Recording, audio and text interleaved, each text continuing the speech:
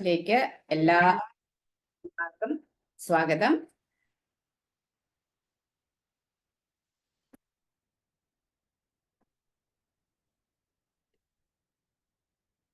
എല്ലാ ഭക്തന്മാർക്കും എൻ്റെ വിനീതമായ പ്രണാമം. ജയോ രാധ മാധവ കുഞ്ച ബിഹാരി ഗോപീജന വല്ലഭ ഗിരിവരധാരി. ജയ രാധ മാധവ കുഞ്ച ബിഹാരി ഗോപീജന വല്ലഭ ഗിരിവരധാരി. യശോദനന്ദന വ്രജ ജനരഞ്ജന യമുന തിരവനചാരി. യശോദനന്ദന വ്രജ ജനരഞ്ജന യമുന തിരവനചാരി. ജയ രാധ മാധവ കുഞ്ച ബിഹാരി ഗോപീജന വല്ലഭ ഗിരിവരധാരി. ജയ ശ്രീ കൃഷ്ണ ചൈതന്യ പ്രഭു നിത്യാനന്ദ. ശ്രീ അദ്വൈത ഗദാധര ശിവസദി ഗൗരഭക്ത വൃന്ദ. ഹരേ കൃഷ്ണ കൃഷ്ണ കൃഷ്ണ ഹരേ ഹരേ. ഹരേ രാമ രാമ രാമ ഹരേ ഹരേ. ഹരേ കൃഷ്ണ കൃഷ്ണ കൃഷ്ണ ഹരേ ഹരേ. ഹരേ രാം രാം രാം ഹരേ ഹരേ. കൃഷ്ണ കൃഷ്ണ കൃഷ്ണ ഹരേ ഹരേ. ഹരേ രാമ രാമ രാമ ഹരേ ഹരേ. ജയ രാധ മാധവ രാധേ. ജയ കൃഷ്ണ ബലറാം ജയ കൃഷ്ണ ബലറാം ജയ കൃഷ്ണ ബലറാം. ജയ ജഗന്നാഥ ജയ ബലദേവ ജയ സുഭദ്രമായി ജയ സുദർശന. ജയ ഗൗരനിതായ് ജയ ഗൗരനിതായ് ജയ ഗൗരനിതായ്. ജയ ജയ പ്രഭുപാദ്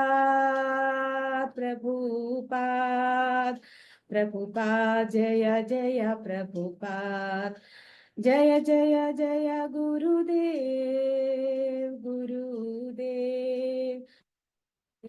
ജയ ജയ ഗുരുദേവ്. ഓം നമോ ഭഗവതേ വാസുദേവായ. ഓം നമോ ഭഗവതേ വാസുദേവായ. ഓം നമോ ഭഗവതേ വാസുദേവായ. നാരായണം നമസ്കൃത്യം നരം ചൈവ നരോത്തമം ദേവീം സരസ്വതീം വ്യാസം തതോ ജയമുദിരയേ. നഷ്ടപ്രായേഷു അഭദ്രേഷു നിത്യം ഭാഗവത സേവയാ ഭഗവതീരുത്തമ ശ്ലോകേ ഭക്തിർഭവതി നൈഷ്ഠുകീം. മൂകം കരോതി വാചാലം പങ്കം ലംഘയതേ ഗിരിം യത്കൃപാതമഹം വന്ദേ ശ്രീഗുരു ദീനതാരണം. ശ്രീചൈതന്യമാധവം ശ്രീചൈതന്യമീശ്വരം. വാഞ്ചാകൽപതരൂപേശ്ച കൃപാ സിന്ധുഭ്യൈവ ച പതിതാനാം പാവനേഭ്യോ വൈഷ്ണവേഭ്യോ നമോ നമഃ. ഹരേ കൃഷ്ണ.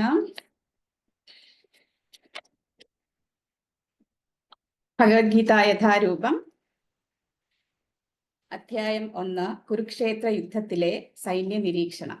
അതില് 16, 17, 18 എന്നീ ശ്ലോകങ്ങളാണ് ഇന്ന് ചർച്ച ചെയ്യാൻ തന്നിട്ടുള്ളത്. ഇപ്പോ ശ്ലോകം വായിക്കാം. അനന്ത വിജയം രാജ കുന്തി പുത്രോ യുധിഷ്ഠിര നകുല സഹദേവശ്ച സുഘോഷ മണിപുഷ്പകൗ കാശ്യശ്ച പരമേശ്വാസ ശിഖണ്ഡി ച മഹാരഥ ധൃഷ്ടദ്യുമ്നോ വിരാടശ്ച സാത്യകിശ്ച പരാജിത ദ്രുപദോ ദ്രൗപദേയാശ്ച സർവശ പൃഥിവീപതേ സൗഭദ്രശ്ച മഹാബാഹോ ശംഖാൻ തത്മോ പൃഥക് പൃഥക്. വാക്കർത്ഥം വഹിക്കാം.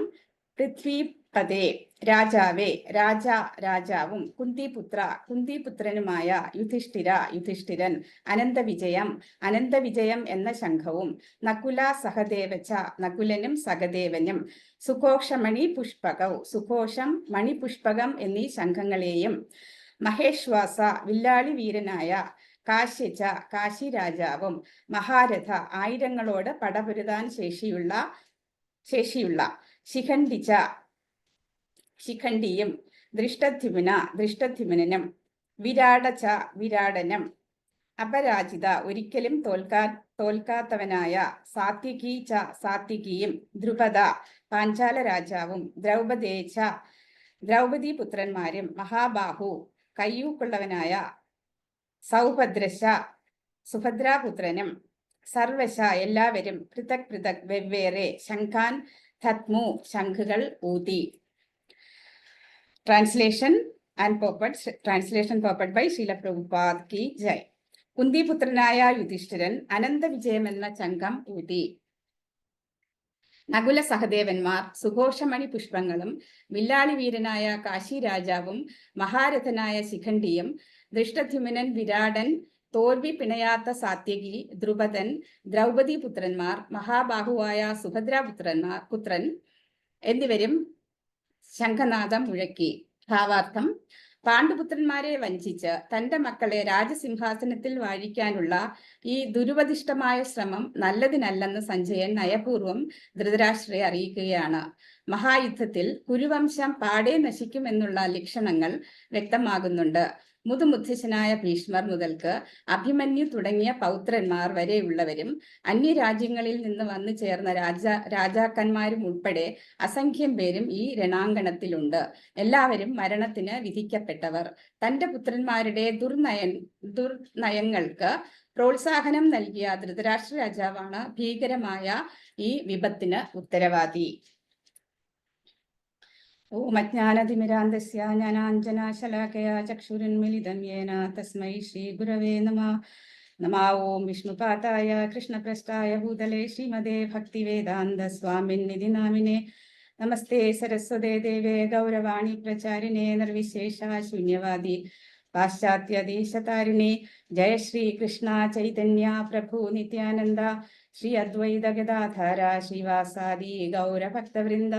ഹരേ കൃഷ്ണ കൃഷ്ണ കൃഷ്ണ ഹരേ ഹരേ, ഹരേ രാമ രാമ രാമ ഹരേ ഹരേ.